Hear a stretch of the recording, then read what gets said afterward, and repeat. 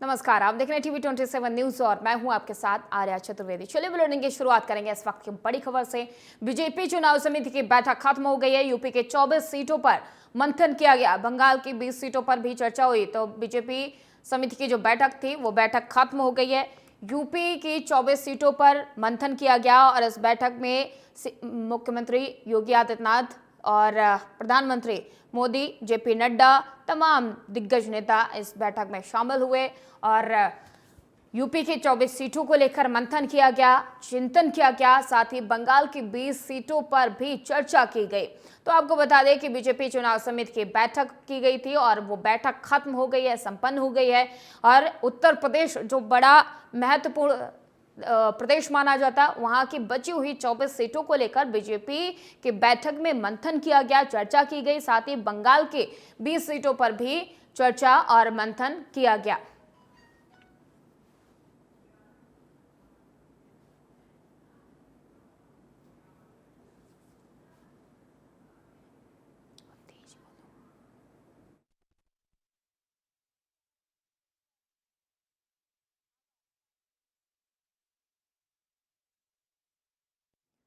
तो बता दें कि बीजेपी की चुनाव समिति की बैठक की गई थी और ये बैठक खत्म हो गई। इस बैठक में तमाम दिग्गज नेता शामिल हुए। प्रधानमंत्री नरेंद्र मोदी और जेपी नड्डा, अमित शाह, राजनाथ सिंह सहित तमाम वो दिग्गज नेता इस बैठक में शामिल हुए। और उत्तर प्रदेश जो सबसे बड़ा राज्य माना जाता, कहते हैं कि अगर दिल्ली के रास्ता तय करना है तो उत्तर प्रदेश होके जाना है।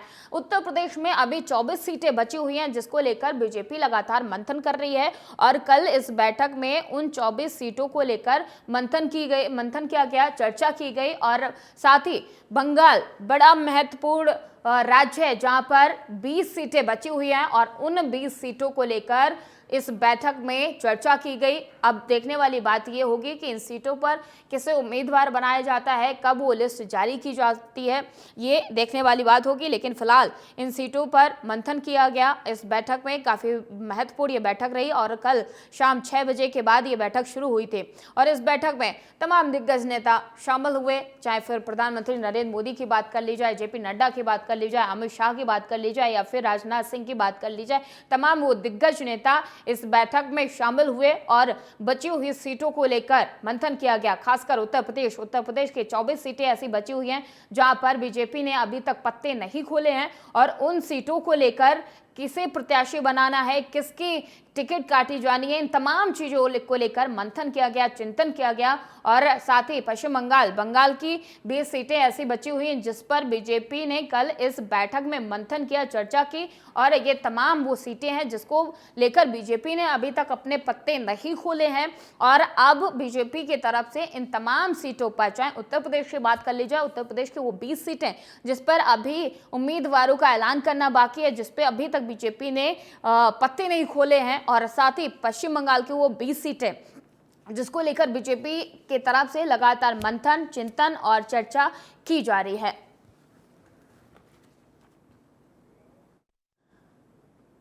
और कांग्रेस ने चौथी सूची जारी कर दी है। राजगढ़ से दिग्विजय सिंह के नाम की घोषणा की गई है, वहीं वाराणसी से अजय राय के नाम की घोषणा की गई। तो कांग्रेस ने अपनी चौथी सूची को जारी कर दिया है।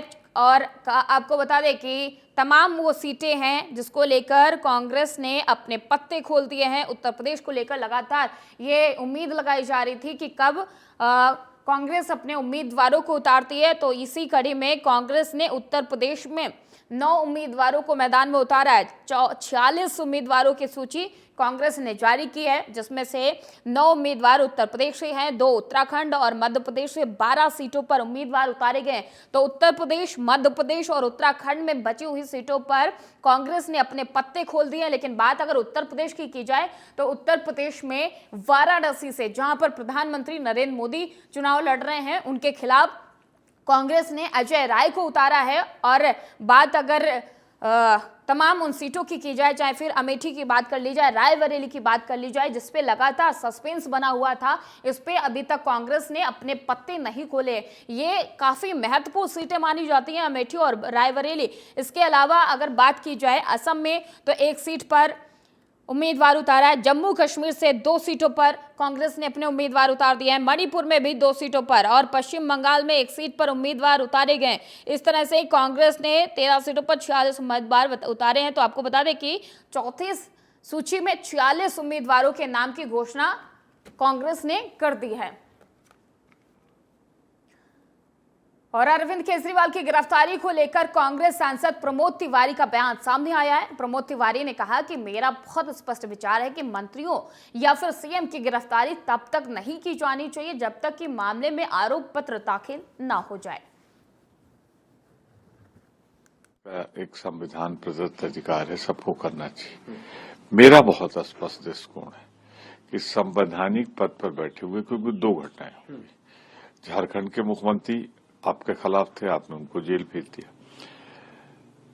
दिल्ली के मुख्यमंत्री आपके खिलाफ थे, जिनके 2 राज्यों में से उनको भेज दिया। कि गिरफ्तारी का एक सिद्धांत तय किया जाए कि अगर कोई मुख्यमंत्री या मंत्री है तो जब तक चार्जशीट न फाइल हो जाए। कई केसेज में हो रहा है, 90% से ज्यादा केसेज में एक्विटल हो रहा है, तो क्या उसको वापस लाया जा सकता है? एक मुख्यमंत्री का जीवन तो 5 साल का होता है, मंत्री का जीवन 5 साल का होता है, या बड़े पदों पर बैठे हुए संवैधानिक पद पर बैठे हुए लोगों का एक निश्चित जीवन होता है। अगर आपने गिरफ्तार कर लिया और रिहा भी हो गए तो कोई अदालत उनका वो संवैधानिक पद तो नहीं दे सकती ना।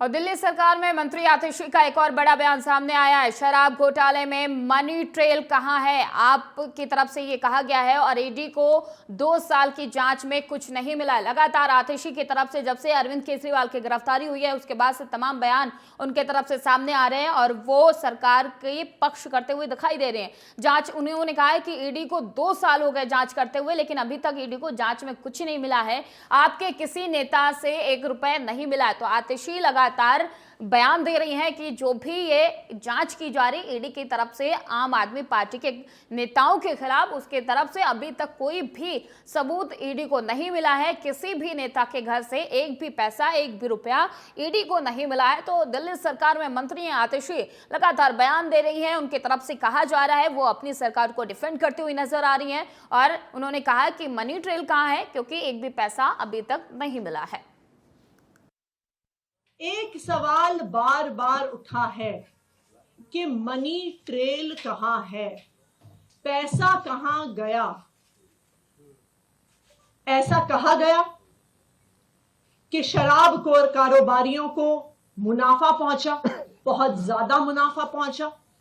लेकिन अगर उन्हें मुनाफा पहुंचा तो उन्होंने किसको रिश्वत दी, उन्होंने किसको पैसे दिए? क्योंकि 2 साल की जांच के बाद, सैकड़ों रेड के बाद, हजारों लोगों को क्वेश्चन करने के बाद आम आदमी पार्टी के किसी भी नेता, किसी भी मंत्री, किसी भी कार्यकर्ता के पास से 1 रुपए की भी प्रोसीड्स ऑफ क्राइम की रिकवरी नहीं हुई। और दिल्ली के सीएम अरविंद केजरीवाल की गिरफ्तारी पर शिवसेना सांसद प्रियंका चतुर्वेदी का बयान सामने आया है। प्रियंका चतुर्वेदी ने कहा कि जिस तरह से अरविंद केजरीवाल और आम आदमी पार्टी के अन्य वरिष्ठ नेताओं को जेल में डाला गया है, उससे साफ पता चलता है कि ये एक राजनीतिक साजिश है। ईडी ने अभी तक ऐसा नहीं किया है कि कोई दस्तावेज सबूत जमा किया, तो ये गिरफ्तारी राजनीतिक से प्रेरित है और इससे पता चलता है कि बीजेपी 200 पार भी नहीं कर पाएगी। जिस तरीके से अरविंद केजरीवाल और आम आदमी पार्टी के सारे सीनियर लीडर्स को जेल में डाला हुआ है, क्लियरली दिखा रहा है कि ये पॉलिटिकली मोटिवेटेड कॉन्स्पिरेसी है। क्योंकि कहीं भी अब तक ईडी जब भी कोर्ट में पेश हुई है, उन्होंने कोई तथ्य नहीं दिखाए कि किस आधार पर ये बना है, कोई डॉक्यूमेंट्री प्रूफ हो या एविडेंस हो। तो ये पॉलिटिकली मोटिवेटेड अरेस्ट है और दिखाता है भारतीय जनता पार्टी के खेमे में वो जो 400 पार का नारा लगाते हैं, ये 200 पार भी नहीं कर पाएंगे। तो इस वजह से अरेस्ट हुए हैं। ये नहीं भूलना चाहिए कि अरविंद केजरीवाल जी भारी बहुमत से दूसरा टर्म जीतकर आए हैं और जनता का विश्वास जीत कर आए हैं। दिल्ली की जनता में काफी पॉपुलर हैं और वो अपना काम करने की वजह से ही भारतीय जनता पार्टी के टारगेट पे आए हैं। तो वो अपना काम करेंगे और उम्मीद है कि जल्द से जल्द ये जो तानाशाही चल रही है उसको खत्म करने में 2024 के चुनाव में हम लोग विजयी बनेंगे। और दिल्ली में आम आदमी पार्टी के कार्यकर्ताओं का प्रदर्शन जारी है। सीएम केजरीवाल की गिरफ्तारी को लेकर यह लगातार प्रदर्शन आम आदमी पार्टी के कार्यकर्ताओं की तरफ से किया जा रहा है। पुलिस ने सुरक्षा के पुख्ता इंतजाम किए हैं। तो अलग अलग जगह पर, देश के अलग अलग जगह पर लगातार आम आदमी पार्टी के कार्यकर्ताओं से प्रदर्शन जारी है। पुलिस ने हर जगह सुरक्षा के कड़े इंतजाम किए हैं, लेकिन आम आदमी पार्टी के कार्यकर्ता लगातार, जब से अरविंद केजरीवाल की गिरफ्तारी हुई है उसके बाद से उनके तरफ से लगातार प्रदर्शन जारी है। कभी जेल भरो आंदोलन तो कभी प्रदर्शन, हर जगह पर अलग अलग जगहों पर यह तस्वीरें सामने निकल कर आ रही हैं कि आम आदमी पार्टी के कार्यकर्ता लगातार अरविंद केजरीवाल की गिरफ्तारी के खिलाफ प्रदर्शन कर रहे हैं। देश के अलग अलग राज्यों की बात कर ली जाए, अलग अलग जिलों की बात कर ली जाए, दिल्ली की बात कर ली जाए, तमाम उन जगहों पर आम आदमी पार्टी के कार्यकर्ताओं की तरफ से लगातार प्रदर्शन किया जा रहा है और उनकी मांग है कि जल्द से जल्द अरविंद केजरीवाल को रिहा किया जाए, क्योंकि जब से अरविंद केजरीवाल की गिरफ्तारी हुई है उसके बाद से लगातार आम आदमी पार्टी के कार्यकर्ता अलग अलग जगहों पर प्रदर्शन करते हुए नजर आ रहे हैं।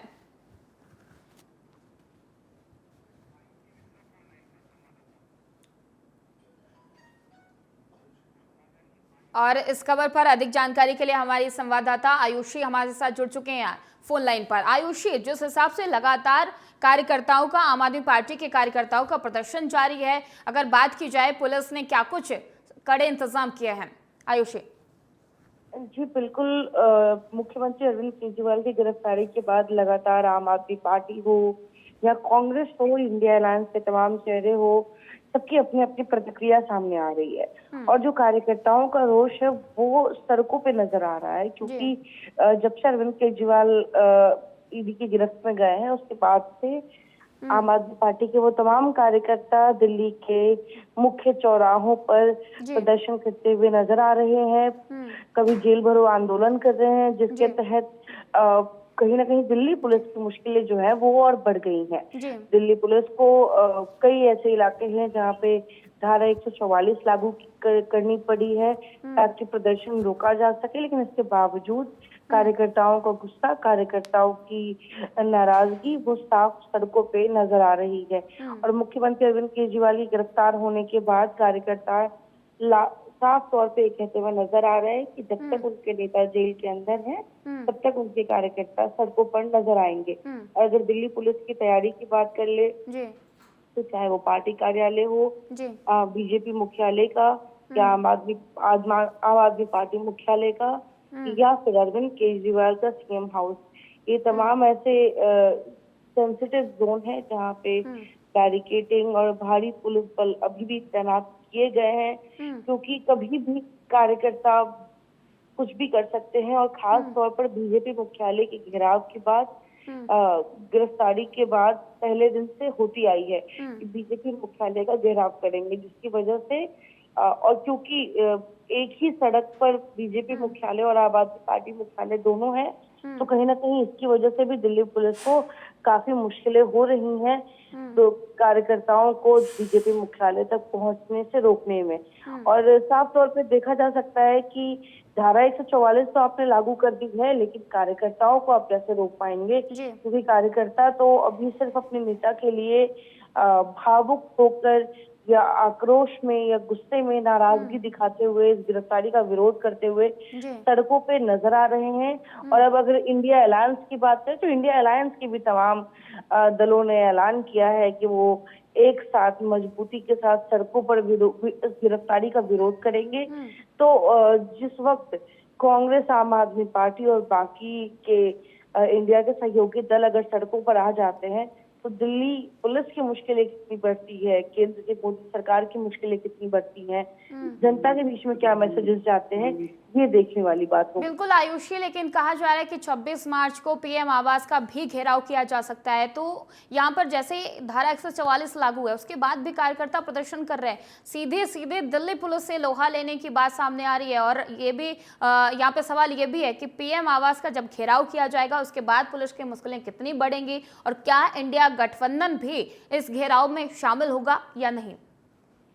जी बिल्कुल, ये पीएम आवास के घेराव जो है ये सिर्फ आम आदमी पार्टी ही नहीं, इंडिया गठबंधन के वो तमाम दल के कार्यकर्ता पीएम आवास के घेराव का ऐलान की है, क्योंकि कहीं ना कहीं मुख्यमंत्री अरविंद केजरीवाल की जो गिरफ्तारी है ये सिर्फ एक पार्टी के तहत या एक भ्रष्टाचार के तहत इस गिरफ्तारी को नहीं देखा जा रहा है। इस गिरफ्तारी को साफ तौर पे राजनीतिक प्रेरणा से हुई गिरफ्तारी बताया जा रहा है, जिसकी वजह से तमाम विपक्षी पार्टियां, क्योंकि आज के समय में हर पार्टी के ऊपर ईडी और सीबीआई की कमान है, हर पार्टी कहीं ना कहीं ईडी और सीबीआई के रडार पर है, तो इससे सबको पता है कि आज केजरीवाल, दिल्ली के मुख्यमंत्री केजरीवाल की बारी आई है और अगली बार उनकी भी बारी हो सकती है। तो कहीं ना कहीं चाहे वो कांग्रेस हो, राष्ट्रीय जनता दल हो, उसके अलावा उत्तर प्रदेश की पार्टी हो, सपा, ऐसे में तमाम दलों को ये अच्छे से एहसास है कि अगर वो इस आवाज को और बुलंद नहीं करते हैं, केजरीवाल की गिरफ्तारी, मुख्यमंत्री केजरीवाल की गिरफ्तारी को वो जनता तक लेकर नहीं जाते हैं और नहीं बताते हैं कि क्या उद्देश्य है गिरफ्तारी के पीछे, तो कल हो कि उनका भी नंबर आएगा, उनकी भी पार्टी को कमजोर करने की कोशिश की जाएगी। और ये जो आरोप बार बार ईडी सीबीआई पे लगाई जा रही है कि ईडी सीबीआई केंद्र सरकार द्वारा चलाई जा रही है और ईडी सीबीआई के पीछे बीजेपी पीछे से वार कर रही है, तो ये जो आरोप है ये विपक्ष लगातार लगा रही है। और इंडिया अलायंस का गठन ही इन चीजों की वजह से हुआ था कि अगर उन्हें मोदी सरकार के खिलाफ आवाज उठाना है तो एक साथ सड़कों पर आना होगा, टुकड़ों में आएंगे तो आवाज उनकी उतनी बुलंद नहीं हो पाएगी। तो मुख्यमंत्री अरविंद केजरीवाल की गिरफ्तारी लोकसभा चुनाव से पहले एक बड़ी राजनीतिक घटना है, जिसको विपक्ष अच्छे से भुनाना चाहती है, जिसको विपक्ष बहुत अच्छे से जनता के बीच में लेकर जाना चाहती है, और इसकी वजह से जब तक वो सड़कों पर नहीं आएंगे उनकी आवाज जनता तक नहीं पहुंचेगी। और ये कोशिश बार बार आम आदमी पार्टी और इंडिया अलायंस के द्वारा किया जा रहा है और आगे भी किया जाएगा। लेकिन आयुषी, सवाल यहाँ पर एक ये भी है कि जिस हिसाब से लगातार अरविंद केजरीवाल की गिरफ्तारी होने के बाद कहा जा रहा है कि वो जेल से ही सीएम रहेंगे और जेल से ही सरकार चलाएंगे, लेकिन अब एक पीआईएल दाखिल हो गई है कोर्ट में। अगर कोर्ट के हस्तक्षेप के बाद सीएम को इस्तीफा देना पड़ सकता है तो दिल्ली का अगला सीएम कौन हो सकता है? क्या अटकलें लगाई जा रही हैं आयुषी कि अगला सीएम कौन होगा अगर कुछ ऐसा होता है तो? देखिए, देश की राजधानी दिल्ली की सियासत है, ये बाकी राज्यों से बिल्कुल अलग होगी। और ये जो सियासत यहाँ चल रही है ये एक नई नवेली राष्ट्रीय पार्टी आम आदमी पार्टी द्वारा, आम आदमी पार्टी ने हमेशा अपनी राजनीतिक तंज से दूसरों को अचंभित किया है और हमेशा एक पैरामीटर सेट करने की कोशिश की है। आपको बता दूं मैं कि इस वक्त तक ये पहली बार होगा कि एक प्रदेश के मुख्यमंत्री गिरफ्तार होते हैं, ईडी की कस्टडी में है, लेकिन अभी तक पार्टी से दूसरा नाम सामने नहीं आया है।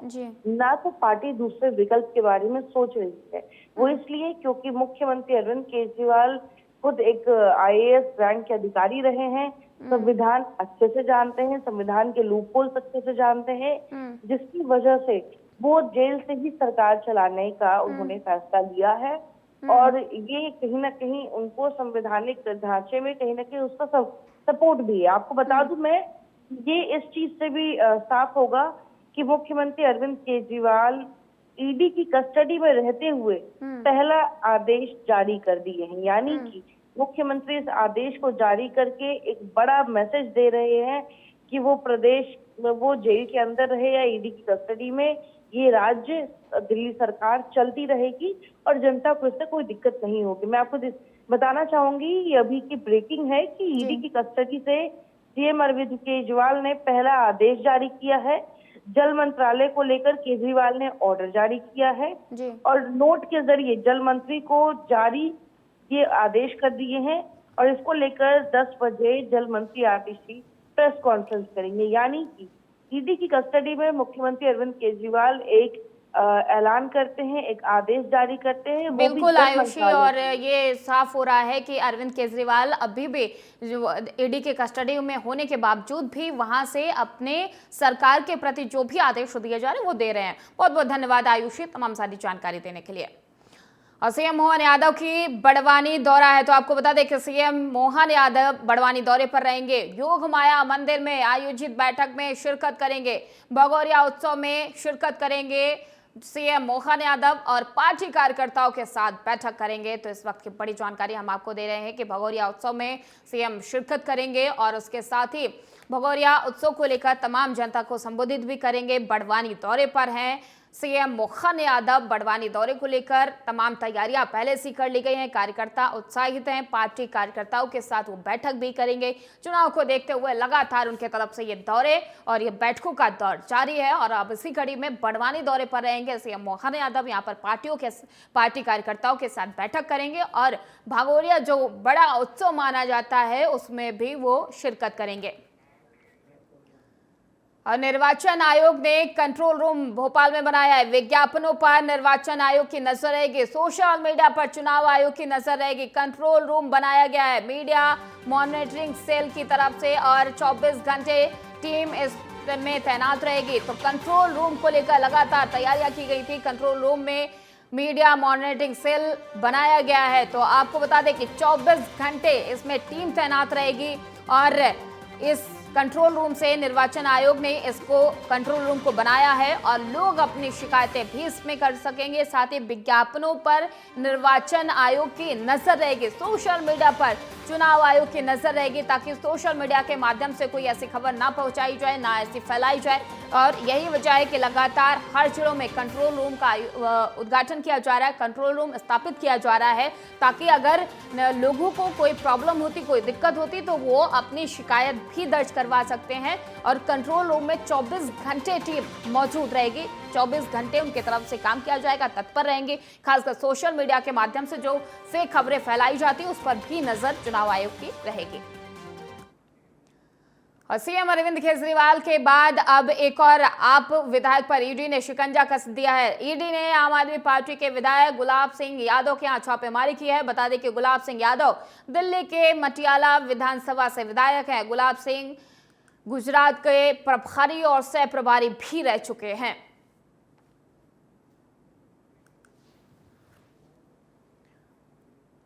और कुख्यात गैंगस्टर प्रसाद बिट्ठल पुजारी को पुलिस चीन से वापस मुंबई ले आई है। इंटरपोल ने उसके खिलाफ रेड कॉर्नर नोटिस भी जारी किया था। गैंगस्टर प्रसाद बिट्ठल पुजारी उत्तर पूर्वी मुंबई के विक्रोली उपनगर का निवासी है। पुलिस के अधिकारी की एक टीम पुजारी को सुबह फ्लाइट से मुंबई लेकर पहुंची है और उसे लॉकअप में ले जाया गया है। कुमार पिल्लई गिरोह का सदस्य पुजारी कई गंभीर अपराधों के मामलों में 5 साल से अधिक समय से फरार था और उसका नाम एक शिवसेना कार्यकर्ता की हत्या के असफल प्रयास थे और अपहरण, मौत की धमकी और मुंबई और कई जगहों पर बिल्डरों और प्रमुख लोगों को निशाना बनाने वाले जबरन वसूली रैकेट के सामने आया था। और इससे पहले 2020 में पुजारी ने अपनी मां इंदिरा बिट्ठल पुजारी और 2 अन्य लोगों के साथ मिलकर 10 लाख रुपए की उगाही के लिए एक बिल्डर के अपहरण की साजिश रची थी। मुंबई पुलिस ने इंदिरा बिट्ठल पुजारी को गिरफ्तार कर लिया था, लेकिन उनका बेटा उनकी पकड़ से बाहर था।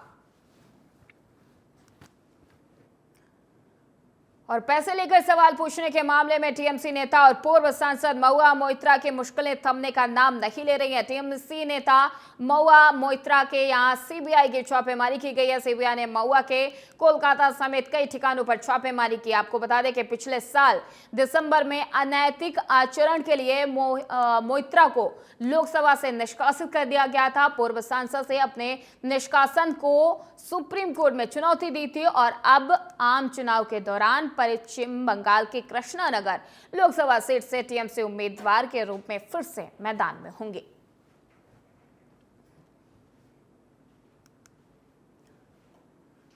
लखनऊ में होली के त्यौहार को लेकर पुलिस ने सभी तैयारियां पूरी कर ली हैं। 3500 स्थानों पर होलिका दहन का कार्यक्रम किया जाएगा। 9 शोभा यात्रा, 10 जगहों पर मेला का कार्यक्रम भी होगा, जिसको लेकर 10 कंपनी पीएससी और 2 कंपनी पैरामिलिट्री फोर्स तैनात रहेगी। सोशल मीडिया प्लेटफॉर्म पर लखनऊ पुलिस की खास नजर रहेगी। साथ ही अफवाह फैलाने वालों पर भी सख्ती कार्रवाई की जाएगी।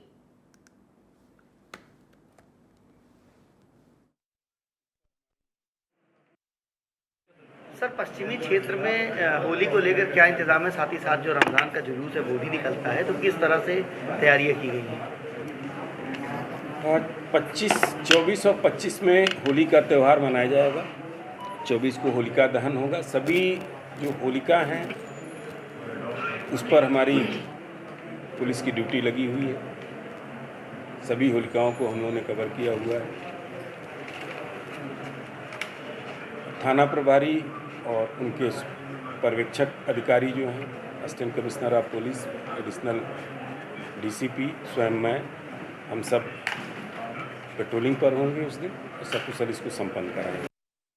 सर फिलहाल बुलेटिन में इतना ही। देश और दुनिया की तमाम खबरों के लिए देखते रहिए TV 27 न्यूज।